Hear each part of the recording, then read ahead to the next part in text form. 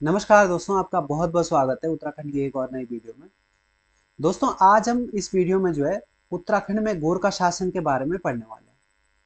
और यह जो हमारी सीरीज है बी एस नेगी जो बुक है उसकी सीरीज चल रही है और यह अध्याय नंबर जो है 6। दोस्तों, इससे पहले हमने जो है टिहरी रियासत के बारे में जो एक वीडियो बनाई है। यदि आपने वो वीडियो नहीं देखी है तो आप जो है जरूर वो वीडियो देखिएगा।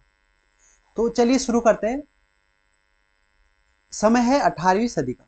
ठीक है, और इस समय जो है नेपाल जो है 24 रियासतों में जो है बटा हुआ है, जिसको क्या बोला जाता है, चौबीसी बोला जाता है। ठीक है, तो नेपाल में इस समय जो है छोटी छोटी 24 रियासतें हैं। जिस प्रकार से जो है गढ़वाल में जब पंवार वंश है 52 गढ़ों में जो विभक्त होता है, और इसी प्रकार यहाँ पे जो नेपाल है वो 24 रियासतों में विभक्त है, जिसे क्या बोला जाता है, चौबीसी बोला जाता है। अब नेपाल का जो नाम है नेपाल क्यों पड़ा, क्योंकि यहाँ पे जो है नेवार जाति जो है निवास करती है। ठीक है, क्योंकि सबसे ज्यादा जो है नेवार जाति यहाँ पे रहती है, जिसके कारण जो है नेपाल जो है नाम पड़ा। अब इन 24 रियासतों में से एक रियासत के जो राजा थे, ठीक है, ये इनका नाम था नरभूपाल शाह। ठीक है, ये महत्वपूर्ण राजा होते हैं यहाँ पे। और नरभूपाल शाह जो है यहाँ पे राजा होते हैं एक रियासत के। लेकिन इसका जो एकीकरण है, ठीक है, जो 24 रियासत है इनको जो एक करने का जो काम करते हैं वो करते हैं पृथ्वी नारायण शाह। ठीक है, ये इसके जो राजा होते हैं नेपाल के, एक शासक होते हैं, और ये जो है नेपाल को एकीकरण का काम करते हैं। ठीक है, जिस प्रकार से हम देखते हैं कि गढ़वाल में 52 गढ़ों का जो मिलाने का 52 गढ़ों का जो एकीकरण करते हैं वो अजय पाल के द्वारा करा जाता है। ठीक है, अजय पाल के द्वारा करा जाता है। इसी प्रकार जो है नेपाल में नेपाल का जो एकीकरण पृथ्वी नारायण शाह के द्वारा करा जाता है, ये भी आप ध्यान रखना। अब पृथ्वी नारायण शाह के जो पुत्र थे वो थे प्रताप शाह। ठीक है, अब प्रताप शाह ने यहाँ पे राज करा कुछ समय के लिए, और इसके बाद इनका जो पुत्र है प्रताप शाह का वो है रण बहादुर शाह। ठीक है, ये जो है 1778 में जो है गद्दी पे बैठता है, लेकिन उस समय क्या है, अल्प वयस्क था। ठीक है, उस समय छोटा था रण बहादुर शाह, और यहाँ पे शासक बनता है, जिसके कारण इनकी जो संरक्षिका बनी, इनकी जो माता है इंद्र लक्ष्मी जो है संरक्षिका बनती है रण बहादुर शाह। अब 1790 में जिस समय जो है कुमाऊं पे, ठीक है, कुमाऊं पे गोरखों का आक्रमण होता है 1790 में। इस समय जो है रण बहादुर शाह शासक होता है, और वो मात्र जो है 15 वर्ष का था उस समय। ठीक है, और उनके संरक्षण जो करता थे उनके चाचा चौतरिया बहादुर शाह। ठीक है, उस समय थे, कौन थे, उनके संरक्षक थे। तो आपसे पूछा जाएगा कि जब कुमाऊं पे या उत्तराखंड में जब 1790 में गोरखों ने आक्रमण किया था, उस समय जो है नेपाल का नरेश कौन था, तो उस समय रण बहादुर शाह जो है नेपाल नरेश थे। और 1791 में जो है गढ़वाल पे भी आक्रमण होता है, और लेकिन 1804 में जब गढ़वाल पे आक्रमण होता है दोबारा 1803-4 में, उस समय नेपाल का जो शासक है वो कौन था, गिरवाण युद्ध विक्रम शाह। ठीक है, इनका पूरा नाम है गिरवाण युद्ध। ठीक है, गिरवाण युद्ध विक्रम शाह। गिरवाण युद्ध विक्रम शाह जो है उस समय शासक होते हैं नेपाल के। तो यहाँ पे दो सवाल बनते हैं आपके कि जब कुमाऊं में आक्रमण हुआ तो कौन थे शासक, रण बहादुर शाह, और जब गढ़वाल में आक्रमण होता है 1804 में तो गिरवाण युद्ध विक्रम शाह जो है नेपाल के शासक हुआ करते हैं। और बाद में जो रण बहादुर शाह है बाद में जो है साधु बनकर जो है अपना नाम क्या रखते हैं, निर्गुणानंद जो है रखते हैं। ठीक है, अब हम देखते हैं कि कुमाऊं में जो गोरखा शासन है वो किस प्रकार से अपना आक्रमण करते हैं और किस प्रकार से यहाँ पे अपना शासन करते हैं। ठीक है, अब जनवरी 1790 में क्या होता है कि गोरखों ने अमर सिंह थापा, अस्सीदल चौतरिया और जो शूरवीर थापा है और काजी जो जगजीत पांडे, इनके नेतृत्व में कुमाऊं पे आक्रमण करते हैं। ठीक है, यानी जो कुमाऊं में आक्रमण करा जाता है 1790 में, ये अमर सिंह थापा, अस्सीदल चौतरिया, शूरवीर थापा और काजी जगजीत पांडे के नेतृत्व में आक्रमण करा गया। और यह जो आक्रमण है, ठीक है, ये दो दो जगह से जो आक्रमण करा गया था, इनका दोनों ओर से जो आक्रमण करा गया। पहली सेना इन्होंने जो है काली नदी पार करके जो सौर क्षेत्र है पिथौरागढ़ का, ठीक है, जो उत्तराखंड और नेपाल के मध्य जो काली नदी है, ठीक है, ये बॉर्डर बनाती है। अब यहाँ से एक आक्रमण ये यहाँ से पिथौरागढ़ सौर क्षेत्र से करते हैं। ठीक है, और दूसरा जो आक्रमण है ये बिसुंग होते हुए, चंपावत बिसुंग होते हुए अल्मोड़ा में जो है आक्रमण करते हैं। यानी दो जगह अपनी सेना भेजते हैं। पहली कहाँ से, सौर क्षेत्र से, दूसरी बिसुंग अल्मोड़ा पे जो है आक्रमण करते हैं। अब यहाँ पे 1790 में हमें एक युद्ध देखने को मिलता है, हवाला बाग का युद्ध। ठीक है, ये जो युद्ध है ये 1790 में होता है, और यहाँ पे जो चंद शासक है वो महेंद्र चंद होता है। और यहाँ और उधर से जो है अमर सिंह थापा की फौज यहाँ पे जो है महेंद्र चंद को जो है हरा देती है, और इनको जो है महेंद्र चंद को हार का सामना देखना पड़ता है। अब साधारण सा युद्ध होता है ये, ठीक है, इसमें गोरखों को ज्यादा लड़ाई भी नहीं लड़नी पड़ती है, क्योंकि इस समय जो चंद शासक, जो चंद सेना है वो तो कमजोर होती है, और गोरखा यहाँ पे इनको हरा देते हैं इस युद्ध में, ठीक है। और ऐसा माना जाता है कि गोरखों को जो आक्रमण के लिए जो बुलाया जाता है, न्योता दिया जाता है, वो हर्षदेव जोशी के द्वारा जो है दिया जाता है यहाँ पे, कि हर्षदेव जोशी को माना जाता है कि ये जो यहाँ पे गोरखों को आक्रमण के लिए बुलाते हैं, क्योंकि उस समय जो राजनीतिक यहाँ की राजनीतिक जो व्यवस्था है, ठीक है, इस समय राजनीतिक जो हालात थे वो इस प्रकार थे कि हर्षदेव जोशी सोचते हैं कि गोरखा आएंगे यहाँ पे और कुछ लूट पाट के अपना जो है चले जाएंगे, ठीक है, धन दौलत। लेकिन ये तो जो यहीं पे शासन करते हैं, यानी 1790 से, ठीक है, 1790 से 1815 तक, लास्ट तक जो है कुमाऊं पे ये 25 वर्षों तक जो है अपना अत्याचारपूर्ण शासन करते हैं, ठीक है। तो कुमाऊं में तो ये 25 वर्षों तक शासन करते हैं, लेकिन गढ़वाल में, ठीक है, गढ़वाल में 1791 में तो आक्रमण करते हैं, लेकिन असफल होते हैं उस समय, कुछ संधि हो जाती परदमन शाह के बीच, लेकिन दोबारा जो है 1803-4 में, ठीक है, 1803-4 में आक्रमण करते हैं, और फिर यहाँ पे जो है 1815 तक रहते हैं, लगभग 10.5 वर्ष तक, ठीक है, यानी 10-10.5 वर्ष तक जो है गढ़वाल में भी आक्रमण करते, गढ़वाल में भी जो शासन करते हैं कौन, गोरखा। तो कुमाऊं में 25 साल तक और गढ़वाल में जो है 10 वर्ष तक जो है अपना शासन करते हैं यहाँ पे। अब कुमाऊं जीतने के बाद यहाँ पे गोरखे गढ़वाल पे आक्रमण करते हैं 1791 में, लेकिन वो जीतने में जो असफल रहते हैं, ठीक है। अब हम देखते हैं कि यहाँ पे किस प्रकार से जो है अपना शासन जो है बरकरार रखते हैं इतने सालों तक, ठीक है, कौन शासन करता है। तो गोरखों का जो शासन था वो तो एक प्रकार से सैन्य शासन था। तो अपने जो यहाँ पे सूबेदार, ठीक है, या जिन्हें सूबा बोला जाता है, ये जो है नियुक्त करते थे यहाँ पे। तो प्रथम जो सूबा हुआ है वो होता है यहाँ पे गोरखों के जोगामल शाह, ये 1791-92 में यहाँ पे नियुक्त करे जाते हैं। तो यहाँ से आपसे जो है एग्जाम में क्वेश्चन बनता है कि गोरखों का प्रथम सूबेदार कौन था, जोगामल शाह था, ये आपने ध्यान रखना है। और दूसरा जो सूबा था वो था काजी नरशाही, ठीक है। काजी नरशाही के समय क्या होता है, महत्वपूर्ण क्या होता है यहाँ पे, इसके समय जो है मंगलवार रात्रि कांड होता है, ठीक है। तो कुमाऊं में आज भी ये कहावत है, बोली जाती है कि मंगल की रात और नरशाही का पाला, ठीक है। इसको, इसमें क्या होता है कि मंगल रात्रि कांड में नरशाही जो था यहाँ पे, इसको भनक लगती कहीं से कि मेरे खिलाफ जो है षड्यंत्र होगा, ठीक है, कुमाऊं के लोग मेरे खिलाफ जो है षड्यंत्र करेंगे। तो इसमें विशेषकर जो यहाँ के स्थानीय लोग थे, और विशेषकर जो नागर ब्राह्मण थे, ठीक है, जो नागर ब्राह्मण थे, नागर ब्राह्मण जो थे इस समय, ठीक है, नागर ब्राह्मण थे इस समय, इनके खिलाफ ये जो है क्या करते हैं, एक जो है मतलब ये घटना घटित होती है, इनको लगता है काजी नरशाही को कि मेरे खिलाफ जो है षड्यंत्र यहाँ पे रचा जाएगा।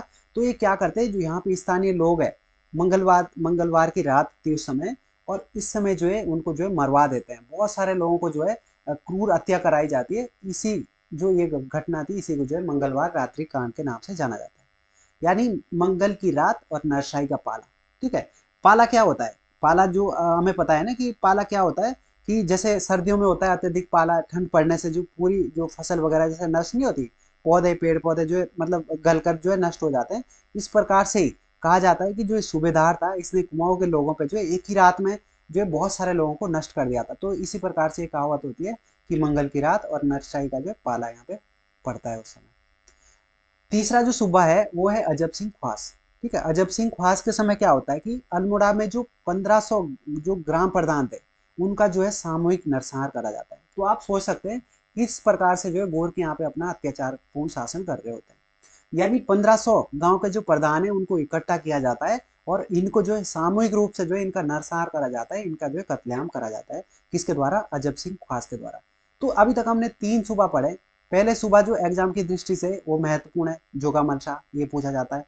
अगर आपसे पूछा जाएगा मंगलवार रात्रि कांड किसके समय हुआ, काजी नरशाही के समय हुआ। और अजब सिंह ख्वास के समय क्या होता है कि 1500 ग्राम प्रधानों का जो है सामूहिक नरसंहार होता है। इसके बाद चौथे जो सूबा है अमर सिंह थापा, और 5वें सूबा जो है प्रबल राणा जो बनते हैं, ठीक है।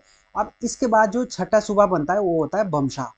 अब बमशाह के समय क्या होता है महत्वपूर्ण एग्जाम की दृष्टि से, यह जो है ब्राह्मणों पर जो है कुशई नामक कर लगाते हैं।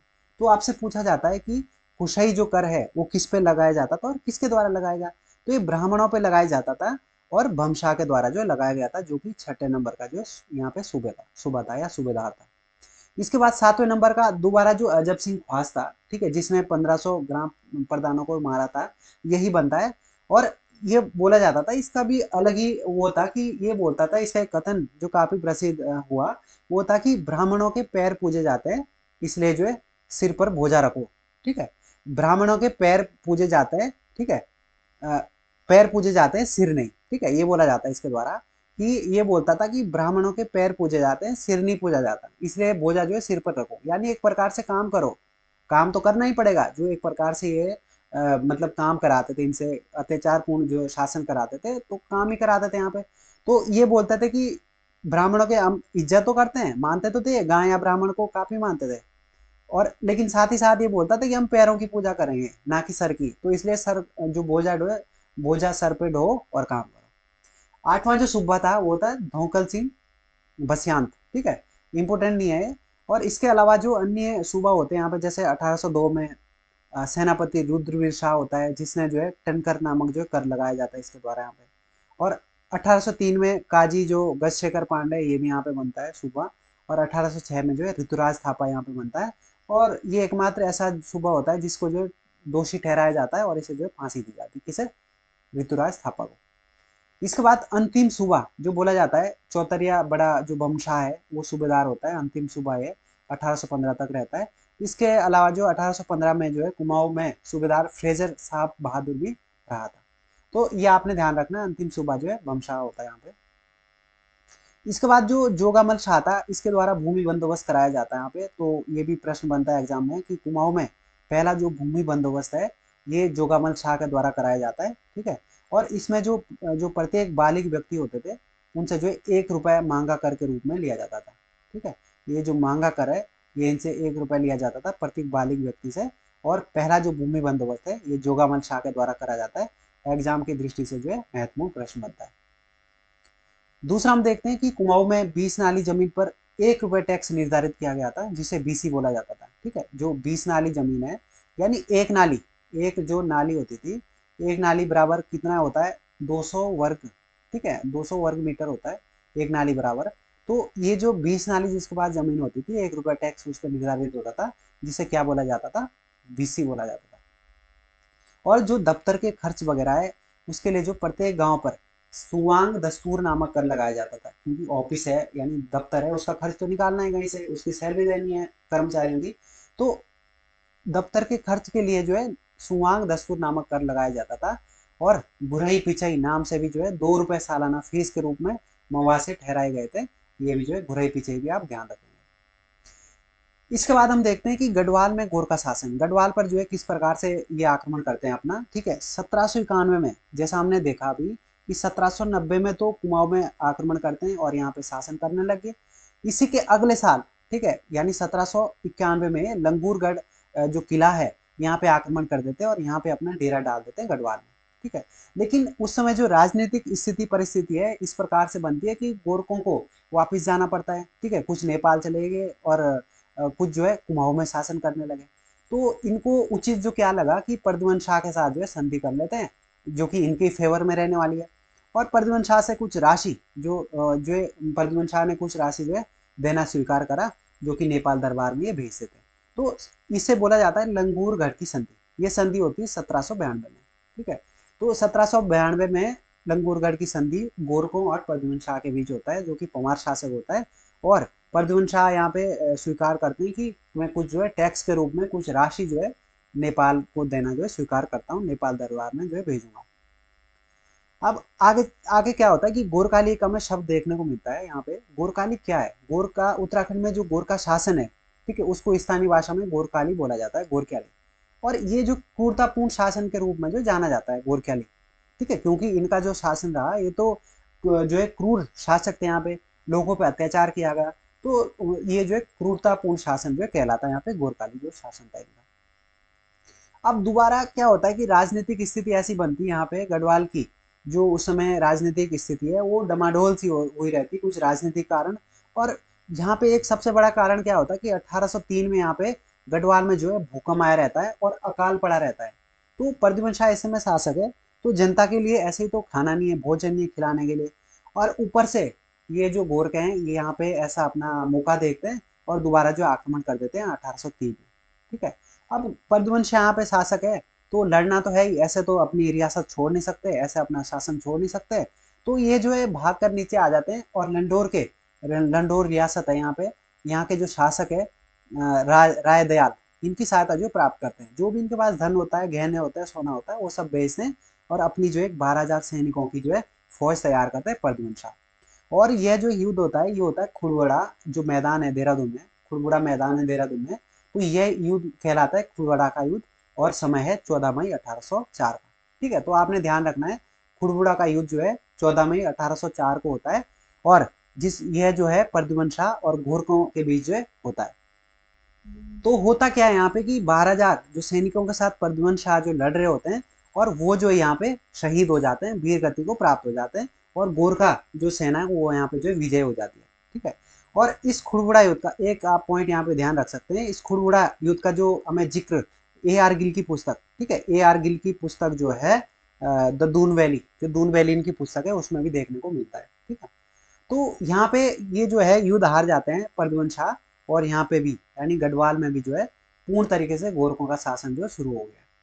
और 1804 में, ठीक है, 1804 में अमर सिंह थापा और उसके जो पुत्र है रणजोर सिंह थापा, इसने जो है गढ़वाल कुमाऊं का जो प्रशासन अपने हाथ में ले लिया था। ठीक है, 1804 के बाद तो अब जो है संपूर्ण उत्तराखंड में जो है गोरखों का शासन जो है शुरू हो जाता है और गढ़वाल पर गोरखों ने जो है 1804 से 1815 तक लगभग 10.5 वर्षों तक जो है शासन किया।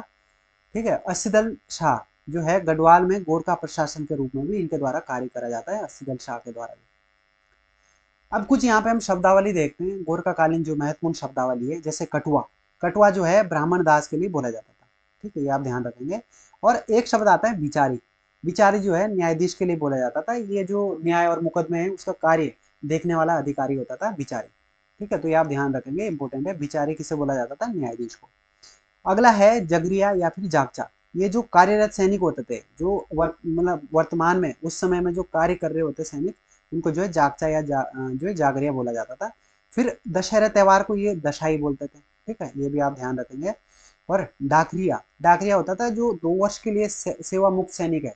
ठीक है, जो सेवा में नहीं है, 2 साल के लिए जो है सेवा से मुक्त है, वो जो सैनिक होते थे उन्हें डाकरिया बोला जाता था।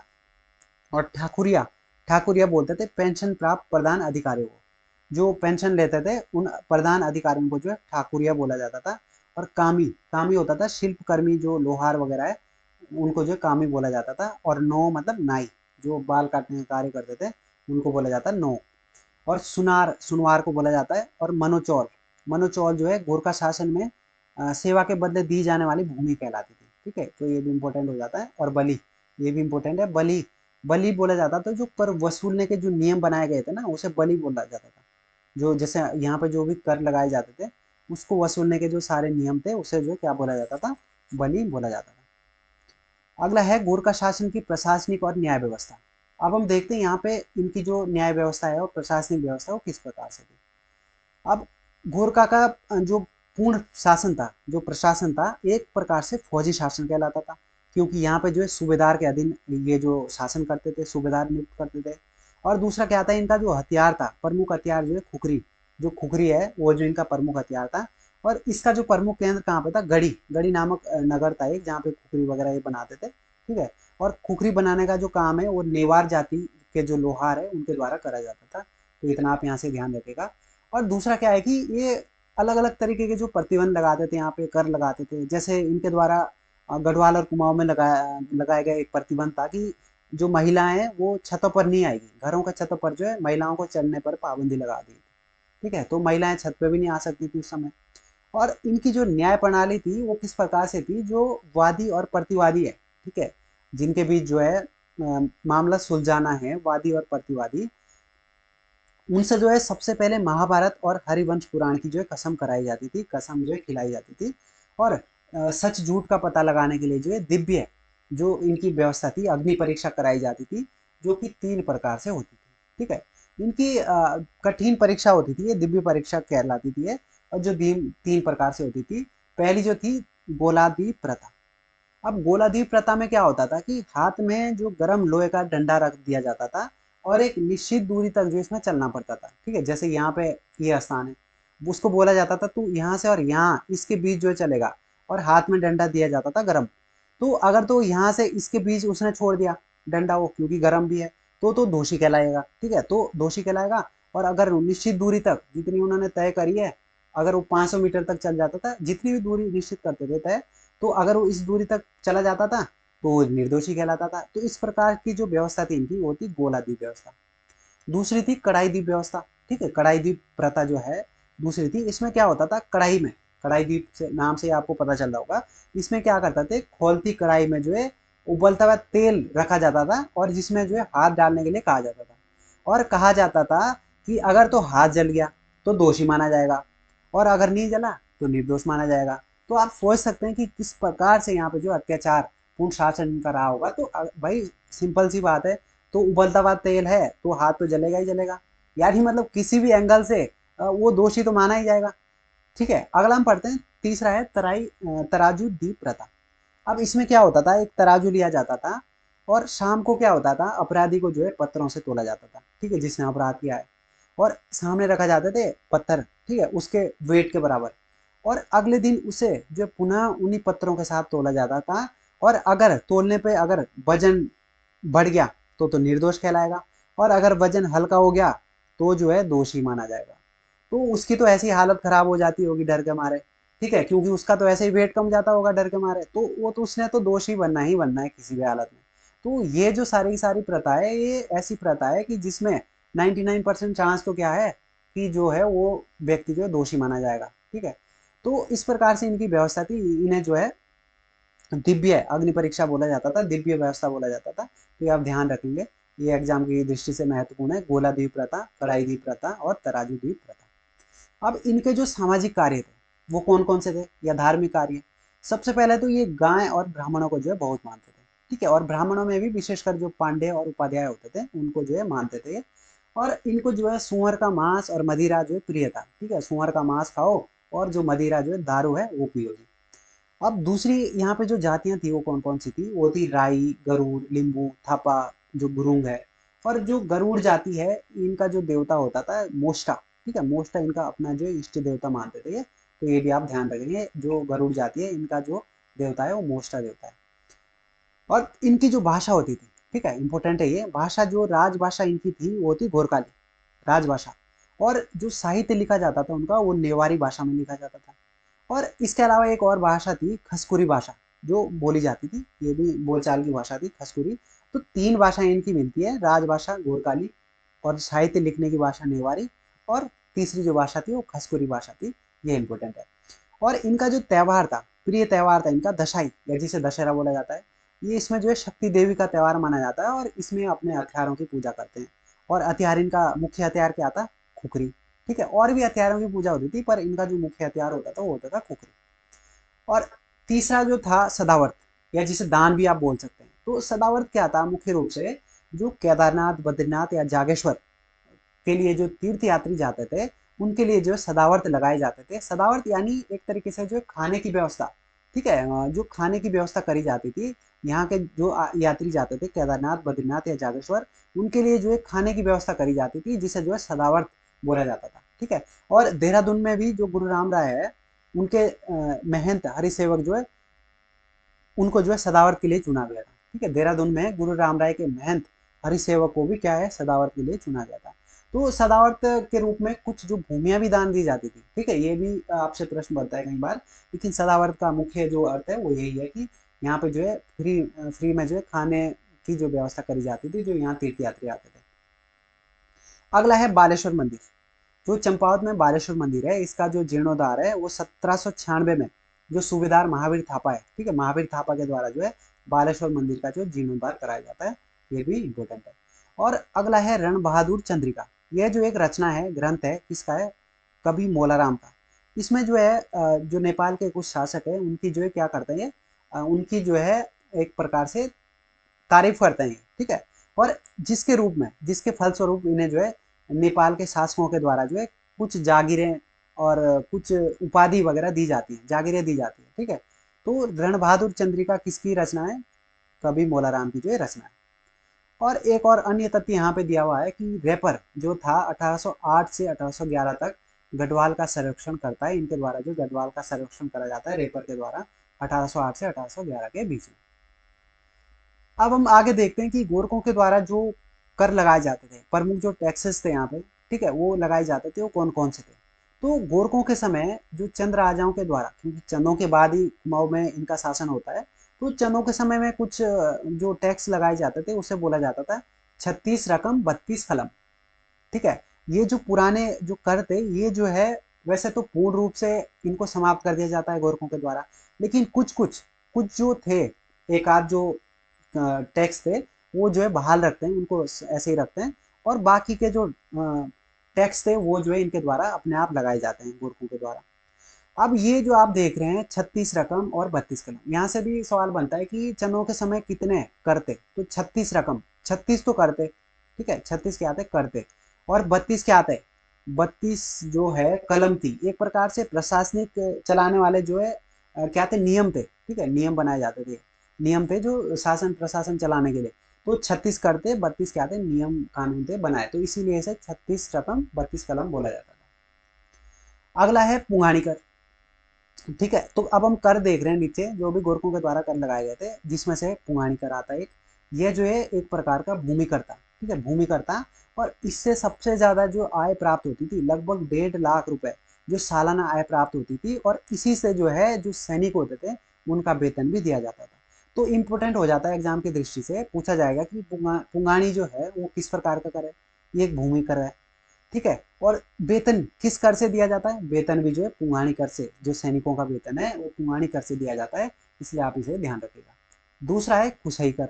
कुशई जो है ब्राह्मणों पर लगाए जाने वाला एक प्रकार का कर था, और जो जैसे 260 नाली जिनके पास होती थी, ठीक है, भूमि, और 13 जो ज्यूलिया जमीन तक जो यहाँ पे होती थी ना, जो जिन्होंने हत्याएं रखी थी ये जमीन, जो ब्राह्मण होते थे उनके पास ही अधिकतर भूमि होती थी उस समय, तो इन पे जो है प्रति 5 रुपए जो प्रति परिवार के परिवार में जो है लगाया जाता था, प्रति 5 रुपए, ठीक है, कुशई कर। मुख्य रूप से ये ब्राह्मणों पर ही लगाया गया कर था, तो ये आप ध्यान रखेंगे, ठीक है। फिर इसके बाद है मांगा कर। मांगा कर क्या था, ये जो है एक प्रकार का युद्ध कर, युद्ध के रूप में भी ये लिया जाता था, और ये नौजवानों से 1 रुपए लिया जाता था, ठीक है, नौजवानों से 1 रुपए लिया जाता है, और मुख्य रूप से युद्ध के समय लिया जाने वाला ये तात्कालिक कर था, ठीक है, तो ये आप ध्यान रखेंगे। इसके बाद है टीका भेंट कर। ये शादी विवाहों के अवसर पर लिया जाता था, ठीक है, जिसकी भाई शादी होगी उससे, जिसके यहाँ शादी विवाह होगा उसके यहाँ से टीका भेंट कर लिया जाएगा। और टांड कर या तान कर इसे बोलते हैं, ये हिंदू भोटिया बुनकरों से लिया जाता है, मुख्य रूप से भोटिया बुनकरों से लिया जाता था ये, हिंदू या भोटिया जो बुनकर होते थे, जो ये बुनाई सिलाई का काम करते हैं, उनसे लिया जाता था ये टांड कर, तो ये भी ध्यान रखेंगे आप, इंपॉर्टेंट है। फिर है अगला है तिमारी कर। तिमारी जो है सैनिकों के वेतन के लिए फौजदार को जो है 4 आना दिया जाता था, और सूबेदार को जो है 2 आना देना पड़ता था, ठीक है, फौजदार को जो है 4 आना और सूबेदार को 2 आना देना पड़ता था, तिमारी कर। फिर अगला जो कर है मिजारी कर। ये जो है शिल्पकर्मी जो कामी होते थे या फिर जागरिया ब्राह्मण जो होते थे उनसे जो है लिया जाता था मिजारी कर, ये भी आप ध्यान रखेंगे। फिर अगला है मोकर। ये माँ करनी होगा, ये होगा मोकर, ठीक है, मोकर। ये जो है प्रति परिवार पर लगने वाला 2 रुपए कर था, ठीक है, प्रति परिवार पर 2 रुपए लगता था, और इसे जो है गरही पिछई कर भी बोलते थे, ठीक है। ये चनों के समय भी लगाया जाता था ये वाला कर, तो गरही पिछई कर या फिर मोह कर इसे ही बोला जाता है, प्रति परिवार 2 रुपए लिया जाता था। फिर अगला जो कर है सलामी कर। ये प्रकार का जो है नजराना कर होता था, सलामी कर। और अगला जो कर है सायर कर, ठीक है, ये सीमा या चुंगी वगैरह पे लिया जाता था, जो सीमा होती थी, सायर कर। और मरो कर होता था जो पुत्रहीन व्यक्ति होता था, यानी जिसकी संतान नहीं थी कोई, ठीक है, वो तो ये गोरखा बोलते थे, तो तू कमाएगा किस लिए, खाएगा किस लिए, तो कर दे यहाँ भाई, कौन सा, मरो कर। तो पुत्रहीन व्यक्ति से लगाए, पुत्रहीन व्यक्ति पे लगाया गया कर कौन सा था, मरो कर। अगला था घी कर। भाई जिसके यहाँ भैंस है, गाय है, यानी दुधारू पशुओं पे, दुधारू पशुओं के जो मालिक है उन पे लगाए जाने वाला कर था घी कर, ठीक है, तू भाई घी ला इधर, और तू घी दूध बेच रहा है तो घी कर दे दे। अगला जो कर है इंपोर्टेंट है, ये भी रहता या बहता कर, ठीक है, एक है रहता, दूसरा है बहता कर। रहता जो कर है वो था गांव छोड़कर भागे गए लोगों पे। तो भाई अब तुम चाहे गांव छोड़ के जाओ या तुम कहीं भी मतलब रहो, तो अगर गांव छोड़ के चले गए तो तुम्हें कर देना पड़ेगा रहता कर, ठीक है, गांव छोड़कर भागे गए लोगों पे ये कर लगाया जाता था। और बहता जो कर है वो छिपाई गई जो संपत्ति है, ठीक है, छिपाई गई जो संपत्ति है उस पर जो ये कर लगता था, ठीक है। तो ये आप ध्यान रखना इंपॉर्टेंट है। छिपाई गई संपत्ति पे कर लगता था बहता कर, और जो गांव छोड़ के चले गए लोग हैं, भागे गए लोग हैं, उन पे लगता था रहता कर। अगला है सोनिया फागुन। ये जो कर है गोरखों के उत्सवों के लिए और त्योहारों का खर्चा निकालने के लिए लगाया जाता था।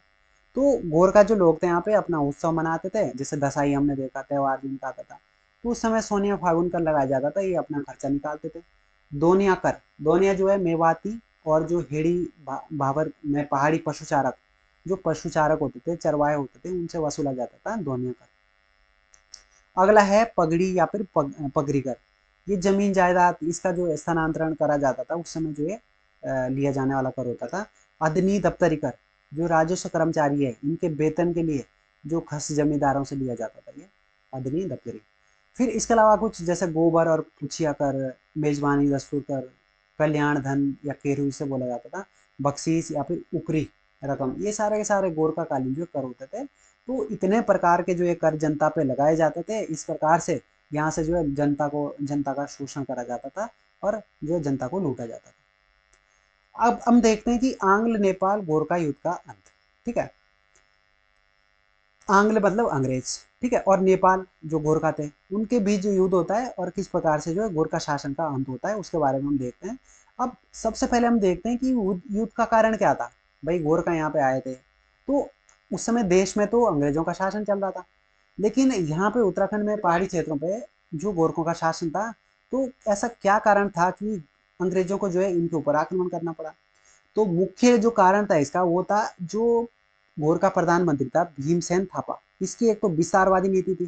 ठीक है, ये अपना क्षेत्र बढ़ा रहा था, और ये जो नीचे प्लेन्स की तरफ जहां अंग्रेजों का शासन था, अंग्रेजों का राज्य था, वहां भी ये अपने जो है विस्तारवादी नीति जो है बढ़ा रहा था, एक प्रकार से वहां पे क्षेत्रों को जो है हड़प रहा था। दूसरा क्या आता है, जैसे गोरखपुर क्षेत्र के जो बुटवल प्रांत है, इस समय यहाँ पे ईस्ट इंडिया कंपनी थे, इनके अधीन कुछ गांव आते थे, लगभग 200 गांव जो है गोरखों के द्वारा छीने गए थे। ठीक है, एक कारण ये भी था कि जो बुटवल प्रांत है, यहाँ पे जो है 200 गांव को इनके द्वारा छीना गया था।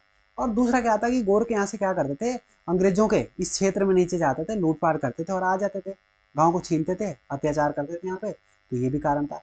और तीसरा एक जो कारण था वो था कि इस समय हमने पढ़ा था, जब हमने टिहरी रियासत पढ़ी थी उस समय हमने देखा था कि जो सुदर्शन शाह है, ठीक है, सुदर्शन शाह जो है इस समय जाते हैं और कैप्टन हियर्सी से मुलाकात करते हैं और उनको जो है आमंत्रण करते हैं, उनका जो है निमंत्रण देते हैं कि आप आओ और गोरखों को यहाँ से भगाओ, और फिर उनके बीच जो भी संधि होती है, तो उनको एक कारण वो भी मिल जाता है, लेकिन मुख्य कारण यही था इनका। ठीक है, तो इस प्रकार से ये अपना यहाँ पे मतलब वो करते हैं, और आगे चल के हम देखते हैं कि जैसे इनके बीच जो समझौता है या मध्यस्थ के बीच है, अंग्रेजों ने विवाही इलाकों को समझौते के लिए जो है मेजर ब्रेड शाह को जो चुना जाता है यहाँ पे। ठीक है, अंग्रेजों का होता है, अंग्रेजों की ओर से मेजर ब्रेड शाह को यहाँ पे चुनते हैं। और युद्ध की घोषणा किस प्रकार से होती है, जो यहाँ पे लॉर्ड हेस्टिंग्स है, इस समय जो वाइस राय होते हैं, लॉर्ड मोयरा इन्हें बोला जाता है, तो इनके द्वारा जो युद्ध की घोषणा करी जाती है 1 नवंबर 1814 को। ठीक है, तो आप ये ध्यान, ये जो दिनांक है, ये डेट है, ये आप ध्यान रखिएगा। 1 नवंबर 1814 को गोरखों के विरुद्ध युद्ध की घोषणा कर दी जाती है लॉर्ड हेस्टिंग्स के द्वारा। अब गोरखों ने अपनी जो रणनीति है, योजना बनाई कि किस प्रकार से गोरखों को हराया जाएगा, किस प्रकार से गोरखों के ऊपर जो आक्रमण करा जाएगा। तो इन्होंने अपनी सेना को जो है 4 भागों में विभाजित करा, 4 जगहों से जो आक्रमण करते हैं। ठीक है, 4 भाग, जिसमें सबसे पहले जो है मेजर जनरल मार्ले, जो बिहार के रास्ते से नेपाल की राजधानी काठमांडू पर जो है हमले का आदेश देते हैं, हमला, यानी यहाँ का नेतृत्व जो है मेजर मार्ले करते हैं। कहाँ का, काठमांडू पे राजधानी पे आक्रमण करता है नेपाल की ओर से। दूसरा जो है जनरल, मेजर जनरल जो JS वुड है, ये गोरखपुर से हमले का आदेश देते हैं, यानी यहाँ का नेतृत्व जो है गोरखपुर से ये करते हैं वुड। और चौथा जो है मेजर जनरल जिलेस्पी, ये जो है देहरादून के जो खलंगा नाला पानी क्षेत्र में, यानी यहाँ पे ये आक्रमण करते हैं अपने 3500 सैनिकों के साथ। और दूसरा क्या है, चौथे नंबर का जो है मेजर जनरल ऑक्टरलोनी। ठीक है, ये जो है सतलुज यमुना इसका जो मध्यवर्ती क्षेत्र है, यानी पश्चिमी सीमा से उत्तराखंड के, यहाँ से जो है ये आक्रमण करते हैं। और मेजर जो ऑक्टरलोनी है, ये ब्रिटिश सेनापतियों में से सबसे योग्यतम सेनापति माना जाता है। ठीक है, तो ये जो है यहाँ पे 4 प्रकार से, 4 तरीके से जो है अपना हमला की तैयारी करते हैं और यहाँ पे आक्रमण करते हैं। तो आप देखेंगे कि किस प्रकार से यहाँ पे देहरादून वाले क्षेत्र में भी ठीक है, जैसे खलंगा नाला पानी वाला जो क्षेत्र है 3500 सैनिक होते हैं, और मात्र यहाँ पे जो गोरखों के जो सैनिक है वो लगभग 600 सैनिक होते हैं। यहाँ पे जो दून घाटी में गोरखा कमांडर कौन होता है, बलभद्र सिंह थापा होता है, और इसके साथ जो है मात्र 600 इसके जो लोग होते हैं, उसमें भी कुछ बच्चे, कुछ बूढ़े, कुछ महिलाएं होती है। तो यहाँ पे ये जो मतलब ये युद्ध लड़ते हैं, ठीक है। तो हम पढ़ते हैं आगे कि जो जो युद्ध हुआ है, जैसे खलंगा नाला पानी का युद्ध होता है, नाला पानी घाटी देहरादून में होता है ये, और गोरखों की ओर से बलभद्र सिंह थापा, और अंग्रेजों की ओर से जो है जिलेस्पी यहाँ पे जो है नेतृत्व कर रहे होते हैं। और 31 अक्टूबर 1814 को जो मेजर जनरल जिलेस्पी है, ये नाला पानी दुर्ग में मारा जाता है। गोरखे जो है इतना बहादुरी से भी युद्ध कर रहे होते हैं यहाँ पे, ठीक है। और गणनाथ डांडा का युद्ध होता है, ठीक है, अलग अलग जगह से आक्रमण कर रहे हैं तो अलग अलग जगह युद्ध भी होंगे। जैसे गणनाथ डांडा का युद्ध है 23 अप्रैल 1815 को, यहाँ पे जो है गोरखा जो कमांडर अस्सी दल चौतरिया है वो मारा जाता है, ठीक है। और इनकी जो वीरता की कहानियां हैं, इनकी जो वीरता की प्रशंसा है, वो ब्रिटिश कर्नल जो निकोलसन था ये भी जो है करते हैं अपने ओर से, क्योंकि गोरखा तो थे ही, युद्ध के लिए माने जाते थे, क्योंकि पहाड़ी क्षेत्रों में रहने वाले हैं। पहाड़ी युद्ध में, क्योंकि पहाड़ में यहाँ पे घाटियां हैं, पहाड़ है, तो यहाँ पे जो है बहुत सक्षम होते हैं ये, ठीक है, लड़ने के लिए गोरखा। और तीसरा जो यहाँ पे अल्मोड़ा पर अधिकार देखते हैं हम कि 25 अप्रैल 1815 को जो है गोरखों ने जो है गोरखों के ऊपर यहाँ पे जो है अंग्रेजों ने अपना अधिकार कर लिया अल्मोड़ा पर, ठीक है। तो ये भी आप ध्यान रखेंगे, अल्मोड़ा के ऊपर जो है 25 अप्रैल 1815 को अंग्रेजों ने अल्मोड़ा पर जो अपना अधिकार जमा लिया था। अगला जो है कुमाऊं आत्मसमर्पण संधि होती है, ठीक है, 27 अप्रैल 1815 को। तो यहाँ पे आप अब ध्यान रखिएगा, यहाँ पे 2-3 डेट आने वाली है, ठीक है। यहाँ पे स्टूडेंट आप जो है कंफ्यूज नहीं होना है आपने, यहाँ पे 2-3 डेट आएगी। तो जो 27 अप्रैल 1815 की जो हमें डेट देखने को मिलती है, वो जो डेट है वो है कुमाऊं जो आत्मसमर्पण करते हैं कुमाऊं में, ये बोलते हैं गार्डनर और जो बमशा है, ठीक है, बमशा जो गोरखों की ओर से होता है, गार्डनर यानी अंग्रेजों की ओर से, इनके बीच जो संधि होती है ये, और इसके तहत जो एक क्या होता है, इसके तहत संधि होती है कि गोरखों ने कुमाऊं छोड़ना जो स्वीकार करा। तो ये जो इसमें बात केवल कुमाऊं छोड़ने की होती है 27 अप्रैल 1815 की संधि में। किस किस के मध्य होती है कुमाऊं आत्मसमर्पण संधि? गार्डनर और भमशा के मध्य, ठीक है। तो ये आप ध्यान रखिएगा। फिर अगली जो संधि है मलावगढ़ की संधि, इंपॉर्टेंट है, ध्यान रखिएगा। ये होती 15 मई 1815 को, ये होती है अमर सिंह थापा, ठीक है, गोरखों की ओर से, और ऑक्टर लानी अंग्रेजों की ओर से। तो इनके मध्य संधि होती है, इससे बोला जाता है मलावगढ़ की संधि, 15 मई 1815, ठीक है। तो दो संधि हमें आपने यहाँ पे जो है देख लिया, ठीक है। एक तो है 27 अप्रैल 1815, एक है 15 मई 1815।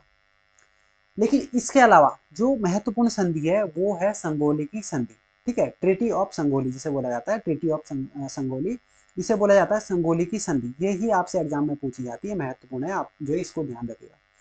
प्रारंभिक संधि तो इसमें 2 दिसंबर 1815 को होती है, ठीक है। प्रारंभिक संधि ये जो है 2 दिसंबर 1815 को होती है, और नेपाल नरेश के जो गुरु होते हैं गजराज मिश्र, और अंग्रेजों की ओर से कर्नल ब्रेड शाह, इनके बीच जो है ये संधि होती है, इनके बीच संधि पत्र पे हस्ताक्षर होते हैं, और ये बोलते हैं कि 2 दिसंबर 1815 को ये संधि होती है कि हम जो है यहाँ से चले जाएंगे, ठीक है। कहाँ से? उत्तराखंड से, संपूर्ण उत्तराखंड से।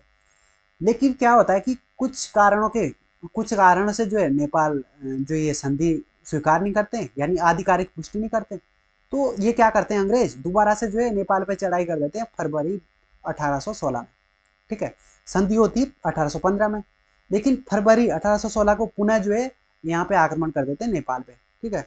और अंततः इनको जो है संधि माननी पड़ती है, और दोबारा ये संधि होती है 4 मार्च 1816 को। इंपॉर्टेंट डेट है, आपसे यही पूछा जाएगा कि संगोली की संधि कब होती है, ठीक है। तो आप जिस भी प्रकार से आपके सामने ऑप्शन होंगे, तो 1816 जो है इसमें मुख्य रूप से ये जो है आधिकारिक रूप से स्वीकार करी गई संधि है, ठीक है। नेपाल सरकार ने भी ये आधिकारिक रूप से 4 मार्च 1816 को ये संधि स्वीकार करी है। तो इसका मेन जो आंसर है वो 4 मार्च 1816 ही आएगा। तो संगोली जो स्थान है वो कहाँ पड़ता है? वो जो संगोली स्थान है आपका बिहार चंपारण जिले में पड़ता है, ये आप ध्यान रखेंगे। यहाँ पे जो है संधि होती है, और इसमें जो मुख्य शर्तें मानी जाती है, जो प्रमुख शर्तें होती है, परिणाम इसका क्या होगा, जो अंग्रेजों की ओर से इनके ऊपर जो है शर्तें थोपी गई थी वो कौन कौन सी, तो हम देखते हैं। पहली थी कि नेपाली सरकार ने जो नेपाली सरकार है काठमांडू में एक ब्रिटिश रेजिमेंट रखना स्वीकार कर लिया। क्योंकि इन्हें डर था कि दोबारा ये आक्रमण न करें। तो अंग्रेजों ने क्या करा कि हमारी एक रेजिमेंट रहेगी भाई नेपाल में, काठमांडू में अंग्रेजों ने रखा, ताकि जो यहाँ देख रेख करेगी और दोबारा तुम कहीं हमारे ऊपर षड्यंत्र आक्रमण ना करो। तो एक तो संधि ये होगी। दूसरी संधि क्या है कि अंग्रेजों ने गोरखों को जो है ब्रिटिश इंडियन जो आर्मी होती थी उस समय, जो भारतीय लोग जिसमें शामिल होते थे, उसमें जो है इनको भर्ती करना शुरू कर दिया। क्योंकि अभी तक ये देख चुके हैं कि गोरखा किस प्रकार से युद्ध लड़ रहे हैं, बहादुरी से युद्ध लड़ रहे हैं, क्योंकि इनकी प्रशंसा हर कोई कर रहा है और ये सक्षम है पहाड़ी इलाकों में भी। तो इनको लगा अंग्रेजों को कि जो इनको जो है अपनी सेना में भर्ती कराना चाहिए, क्योंकि ये तो बहुत बहादुरी से लड़ रहे हैं, ये तो हमारे काम आएंगे आगे। ठीक है, क्योंकि जिस प्रकार से ब्रिटिश इंडियन आर्मी बनाई थी, तो इसमें जो है गोरखों को भी शामिल कर लें। और वर्तमान तक, उस समय से वर्तमान तक आज भी हम देख रहे हैं कि हमारे जो भारतीय सेना है उसमें भी अलग से जो है गोरखा रेजिमेंट है, और गोरखा जो नेपाली सैनिक है वो भी यहाँ पे जो है शामिल है। ठीक है, तो तब से ये चलती आ रही है। और दूसरी जो संधि थी वो क्या थी, क्योंकि हमने अभी देखा था ना कि सुदर्शन शाह भी इनको जो है आमंत्रित करता है, तो इसमें दूसरा लिखा हुआ था कि जो टिहरी रियासत है वो सुदर्शन शाह को सौंप दी जाएगी, और जो बाकी शेष उत्तराखंड का हिस्सा है उसे जो है नॉन रेगुलेशन प्रांत जो है घोषित करा जाएगा, और नॉन रेगुलेशन प्रांत बनाकर इसे जो है ब्रिटिश साम्राज्य में मिलाया जाएगा। तो इसी कारण जो है ये यहाँ पे बोलते हैं कि अलकनंदा से इधर जो अपनी राजधानी है श्रीनगर भी छोड़ दी थी। ठीक है, श्रीनगर को भी जो हटा दिया था यहाँ पे टिहरी रियासत से, तो इनको बोलते हैं कि टिहरी में अपनी जो है राजधानी बनाओ तुम सुदर्शन शाह। तो अलकनंदा जो नदी है उससे इधर को पश्चिम की ओर से, पश्चिम की तरफ जो है इनको भेजा गया, और सुदर्शन शाह अपनी राजधानी जो है टिहरी में बनाता है। फिर अगली जो संधि की शर्त थी वो क्या थी, वो थी मंची और तीस्ता जो नदियां हैं यहाँ पे, मंची और तीस्ता नदियों के जो बीच पट्टी थी वो तो सिक्किम राजा को दी गई। ठीक है, तो मंची और तीस्ता नदियों के जो मध्य जो भूमि थी, भूमि पट्टी थी, वो सिक्किम के जो राजा थे उसको दी गई थी, और अवध से लगा जो भूभाग था वो अवध के शासक को दिया गया था। ठीक है, और बाकी जो टिंकर और छांगरू क्षेत्र था, टिंकर और छांगरू क्षेत्र ये नेपाल को दिया गया था, और जबकि जो नाभी और कुटी क्षेत्र वो जो है ब्रिटिश साम्राज्य में मिलाया गया था। ठीक है, तो इतनी जो कुछ ये महत्वपूर्ण जो शर्तें थी ये जो है इस संधि में मानी गई थी। अब हम देखते हैं कि यहाँ पे कौन कौन जो गोरखा शासक थे वो कौन कौन थे। जैसे अमर सिंह थापा, नेपाल दरबार में जो है सर्वोच्च पदाधिकारी रहे थे अमर सिंह थापा, और इनको जो है नेपाल सरकार के द्वारा जो है सर्वोच्च जो इनका पुरस्कार होता है इससे जो है अलंकृत करा गया था। जो काजी जो पुरस्कार है इससे जो इन्हें जो है क्या करा गया था, सुशोभित, या फिर इनको ये पुरस्कार दिया गया था। दूसरा जो हम शासक देखते हैं यहाँ पे रणजोर सिंह थापा। ठीक है, ये अमर सिंह थापा का ही पुत्र है। ठीक है, रणजोर सिंह थापा यह जो है विद्वानों का आदर करता था काफी, और कवि मोलाराम ने जो है इसे दानवीर कर्ण की उपाधि भी दी थी। तो इसलिए आपने ध्यान रखना है, पूछा जाता है कि कवि मोलाराम ने जो है दानवीर कर्ण की उपाधि किसे दी थी, रणजोर सिंह थापा को जो है उपाधि दी थी। अगला जो है अस्सी दल चौतरिया। ठीक है, अस्सी दल चौतरिया क्या था, कृषकों के प्रति जो उदार था, जो कृषि करने वाले लोग थे उनके प्रति जो है, किसानों के प्रति जो है उदारी वो इसने बढ़ती थी। बाकी तो अत्याचारपूर्ण शासन इनका चलता रहा। और इसके समय सब एक और चीज होती है, हरिद्वार में दासों की बिक्री का प्रमुख केंद्र था। भाई किसी को भी पकड़ के लाया, ये मेरा दास है, हरिद्वार में भेज दिया इसे। तो इस प्रकार से जो घटनाएं चलती रहती थी, ये हरिद्वार एक जो है प्रमुख यहाँ पे जो है मंडी जैसी बना दी थी इन्होंने। तो इस समय बहुत फेमस था ये हरिद्वार दासों की बिक्री के लिए। तो ये किसके समय सबसे ज्यादा था, ये अस्सी दल चौतरिया के समय था। अगला जो है भैरव सिंह थापा। ठीक है, इसने जो है, अब हमने देखा था इससे पहले कि जो इसने एक रचना भी करी थी और नेपाल के शासकों की प्रशंसा भी करता है। तो भैरव सिंह थापा क्या करता है, जो मोलाराम को दी गई जागीरें थी या सनद थी वो जो इसे छीन लेता है वापिस। ठीक है, मोलाराम से। तो ये ऐसा काम कौन करता है, भैरव सिंह थापा करता है। फिर अगले अन्य तथ्य हमारे दो यहाँ पे कि 1812 में प्रसिद्ध जो अंग्रेज है मूरक्राफ्ट, ये भी कुमाऊं और गढ़वाल राज्य होते हुए तिब्बत की यात्रा पर जाता है। ठीक है, तो इसको यही रास्ता मिला था यहाँ से भाई, गढ़वाल कुमाऊं होते हुए ये जो लिपुलेख से रास्ता है ना हमारा, लिपुलेख से चीन तिब्बत के जाने के लिए, तो इस रास्ते से ये जाता है, तिब्बत की यात्रा करता है। कौन, मूरक्राफ्ट, 1812 में। 1815 में कैप्टन हियर्सी जो हम देखते हैं, इसने एक यहाँ पे कथन लिखा था कि गोरखाली जो अफसर है वो बड़े चंचल होते हैं, बड़े दगाबाज होते हैं, विश्वासघाती होते हैं और अत्यंत लालची और क्रूर होते हैं। ऐसा कौन लिख रहे हैं, कैप्टन हियर्सी लिखते हैं 1815 में। तो ये था दोस्तों आपका गोरखा शासन ये जो है समाप्त हो चुका है। ठीक है, आई होप आपको वीडियो पसंद आ रही होगी। तो अगली जो वीडियो है हमारी, ठीक है, वो जो है जो अंग्रेजी शासन यहाँ पे रहा, अंग्रेजी प्रशासन यहाँ पे रहा, उसके ऊपर आने वाली है। और यहाँ से जो है बहुत प्रश्न जो है एग्जाम में बनते हैं। ठीक है, तो यदि आपने जो टिहरी रियासत वाली वीडियो है वो नहीं देखी है तो आप जरूर वो वीडियो देखिएगा। ठीक है, तो अब मिलते हैं दोस्तों अगली वीडियो में, तब तक के लिए बहुत बहुत धन्यवाद।